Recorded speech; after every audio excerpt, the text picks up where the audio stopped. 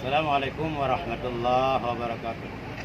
Saya selaku Wakil Bupati Aceh Besar mengutuk keras pengerusakan musalla balai pengajian yang terjadi di Kabupaten Minahasa, Provinsi Sulawesi Utara. Saya menghimbau kepada seluruh masyarakat Kabupaten Aceh Besar, jangan mudah terprovokasi oleh berita hoak bahwa permasalahan yang terjadi di Kabupaten Minahasa Utara telah dapat diselesaikan dengan baik dan bijak oleh Kapolda dan Pangdam Sulawesi Utara dan seluruh tokoh agama di Kabupaten Minahasa Utara. Mari kita jaga kedamaian dengan baik. Hasbunallah wa ni'mal wakil, ni'mal maula wa ni'mal nasir. Wahdina ila siratal mustaqim. Wallahul muwaffiq ila aqwamit thariq. Assalamualaikum warahmatullahi wabarakatuh.